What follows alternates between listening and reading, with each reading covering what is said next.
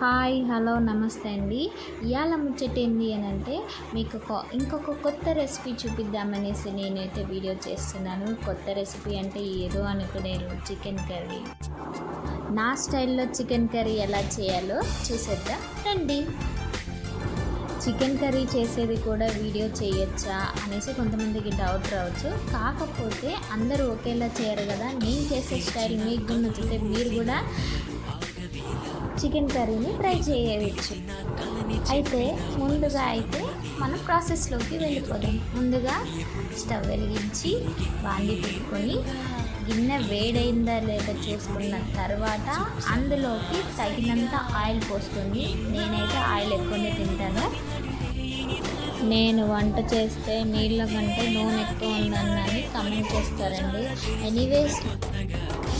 Anyways ఇప్పుడైతే బాండిల్లోకి నూనె గుమ్మరిచ్చేసుకుందాం. వేసుకుందాం. ఈ ఆయిల్ అనేది బాగా హీట్ అయ్యి వేడైన తర్వాత మనం సన్నగా కట్ చేసుకున్నటువంటి ఎర్రగడ్డలు 2 మీడియం సైజ్ ఎర్రగడ్డలు 2 తీసుకొని అందులోకి 5-6 పచ్చిమిర్చిని అడ్డంగా నిలువుగా కోసేసి పక్కన పెట్టేసుకుందాం. నూనె హీట్ అయిన తర్వాత అందులోకి 2 ఎర్రగడ్డలు సన్నగా కోసి పక్కన పెట్టుకున్నాం కదా. ఆ సన్నగా కోసినటువంటి ఎర్రగడ్డలు కూడా ఆ వేడి నూనెలో వేసి బాగా వేగనీయాలి. ఆ ఉల్లిగడ్డలు వేగుతుంటే గంట పెట్టి బాగా కలుపుకోవాలండి. అవన్నీ కూడా మంచిగా ఎర్రగా గోల్డెన్ కలర్లో వచ్చేంత వరకు ఈ ఉల్లిపాయల్ని వేయించుకుంటూ ఉండాలి. ఇలా వేయించుకున్న తర్వాతకి అందులోకి ఒక 4-5 పచ్చిమిర్చి తీసుకున్నాగా వాటిని ముక్కలుగా కట్ చేసి ఈ ఎర్రగా వేగినటువంటి ఆనియన్లో ఆ పచ్చిమిర్చి కూడా మనము వేసేసి మంచిగా ఫ్రై అయ్యేంత వరకు చూసుకుంటూ ఉండాలండి. ఇక వీడియోలో చూపించిన విధంగా ఆ 4-5 పచ్చిమిర్చిని కూడా ఆయిల్లోకి వేసేసి ఆనియన్స్తో పాటు మంచిగా వేగే విధంగా ఒకసారి కలుపుకొని ఒకసారి కలుపుకోవడం చూసుకోవాలి. ఆ ఎర్రగడ్డలు ఆ పచ్చిమిరపకాయలు అన్నీ కూడా గోల్డెన్ కలర్లో వచ్చి వేగేంత వరకు వేసుకున్నాం. కానీ అందులో మనము కొంచెమంత కుకుంబర్ అంటే ఏంటో కాదండి, పసుపు, కొంచెమంత పసుపు వేసుకోవాలి.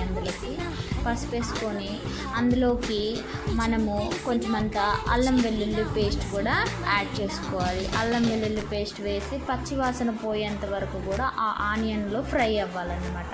మనం వేసుకున్నటువంటి అల్లం వెల్లుల్లి పేస్ట్ పచ్చివాసన పోయేంత వరకు వేసుకొని బాగా ఆ ఆయిల్లో వేగనియాలండి. ఒకసారి మొత్తం కూడా ఆ ఆనియన్స్, పచ్చిమిర్చి, ఈ అల్లం వెల్లుల్లి పేస్ట్ కూడా మంచిగా, పసుపు కూడా మంచిగా వేగే విధంగా మొత్తం కూడా ఒకసారి వేపుకోవాలండి. అంతా వేపిన తర్వాత అవి ఎర్రగా వేగాక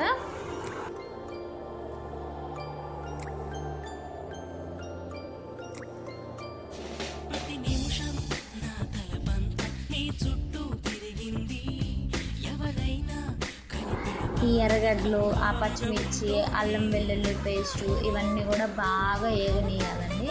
అయితే మనం చికెన్కి 1-3 సార్లు బాగా శుభ్రంగా చేసి పెట్టుకున్నటువంటి చికెన్ అనేది ఆ అల్లం వెల్లుల్లి పేస్ట్ పచ్చివాసన అంతా పోయిన తర్వాతకి ఆ ఉల్లిగడ్డలు కూడా మంచి ఎర్రగా వేగిన తర్వాతకి మనం ఇప్పుడు శుభ్రం చేసి పెట్టుకున్నటువంటి చికెన్ ఉంది కదండి, ఆ చికెన్ అంతా కూడా అందులోకి వేసి ముక్కకి మంచిగా ఆయిల్ పట్టే విధంగా మంచిగా మొత్తం అంతా కలిపేసుకుంటే సరిపోతుంది. మనం వీడియోలో చూపించిన విధంగా మనం శుభ్రం చేసి పెట్టుకున్నటువంటి చికెన్ అంతా కూడా ఈ బాండీలోకి వేసేసి ఒకసారి అంతా కూడా కలిపేసుకుంటే సరిపోతుందండి.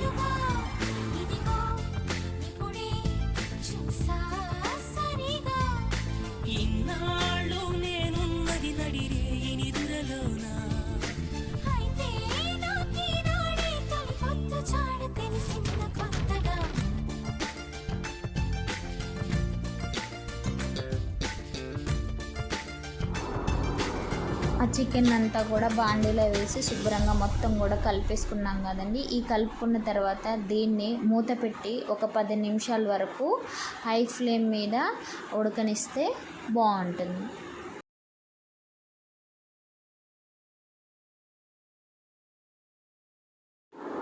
10 నిమిషాల తర్వాత మరొకసారి మూత తీసి ఈ చికెన్ అంతా కూడా మరొక్కసారి మొత్తం కూడా కలిపేసుకొని మళ్ళీ మూత పెట్టి మళ్ళీ ఒక 5 నిమిషాలు ఏగనిస్తే ఇంకా ముక్క అనేది బాగా క్రిస్పీగా ఏగడానికి బాగుంటుందండి. మళ్ళీ ఒక 10 నిమిషాలు మూత పెట్టి మళ్ళీ ఒక 10 నిమిషాలు పక్కన పెట్టేసుకుంటే సరిపోతుంది. మళ్ళీ ఒక 5 నిమిషాల తర్వాత వీడియోలో చూపిస్తున్న విధంగా చూశారు కదా, ముక్క చూడండి చాలా బాగా ఏగింది. ఇలా ఏగిన తర్వాత మనకు ఈ కన్సిస్టెన్సీ అనేది మనకు సరిపోతుంది. అంటే ఈ ముక్క అనేది ఈ మాత్రం ఉడికితే మనకు సరిపోతుంది. అయితే ఈ ఒక్కసారి మళ్ళొకసారి చికెన్ అంతా కూడా బాగా కలుపుకున్నాక ఇందులోకి మనం ముందుగా కట్ చేసి పెట్టుకున్నటువంటి 3 టమాటాలు, ఎందుకంటే గ్రేవీ ఎక్కువ తినేవాళ్ళు ఉంటారు, తక్కువ తినేవాళ్ళు ఉంటారు. అందుకోసం నేనైతే 3 తీసుకున్నానండి, మీడియం సైజు ఉన్నటువంటి టమాటాలు. అందులోకి రుచికి తగినటువంటి సాల్ట్ కూడా వేసేసుకున్నాను, టేస్ట్కి తగినటువంటి సాల్ట్ వేసుకున్నాను. ఆల్రెడీ నేను 4-5 పచ్చిమిర్చి వేసాను కాబట్టి నేను కారం ఎక్కువ తీయట్లేదండి, ఎందుకంటే మా ఇంట్లో ఎక్కువ కారం తినరు కాబట్టి. అందుకే 4 పచ్చిమిర్చి వేసాను కాబట్టి ఒక స్పూను కారం వేస్తున్నాను.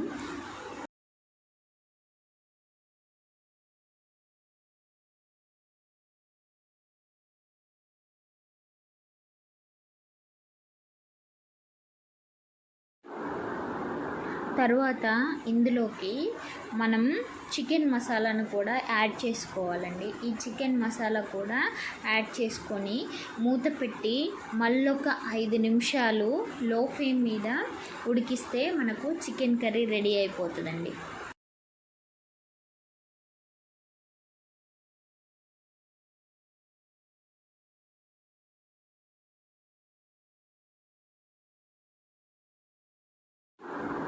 చికెన్ చూడండి ఎంత బాగా కుక్ అయిందో. మనం ఇందాక వేసినటువంటి కారం కానీ సాల్ట్ కానీ చికెన్ మసాలా కానీ అదంతా కూడా ముక్కకి పట్టేసింది.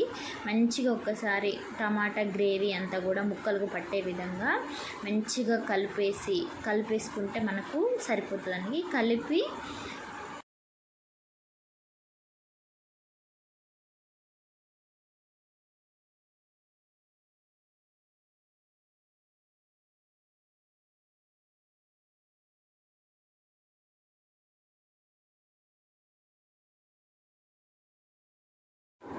చికెన్ అంతా కూడా మళ్ళొకసారి మొత్తం కలిపేసి మళ్ళీ మూత పెట్టి మళ్ళొక 2 నిమిషాలు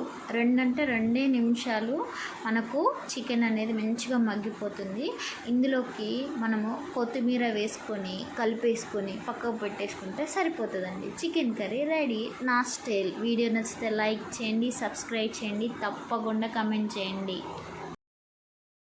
మీకు ఈ వీడియో నచ్చితే మీరు కూడా ఈ స్టైల్లో చికెన్ కర్రీ చేసి టేస్ట్ ఎలాగుందో తప్పనిసరిగా కమెంట్ చేయడం మాత్రం మర్చిపోకండి. అలాగే ఎవరైతే మన ఛానల్ చూస్తున్నారో మన ఛానల్ని కూడా సబ్స్క్రైబ్ చేసుకోండి. అలాగే వీడియో నచ్చితే లైక్ కూడా చేయండి.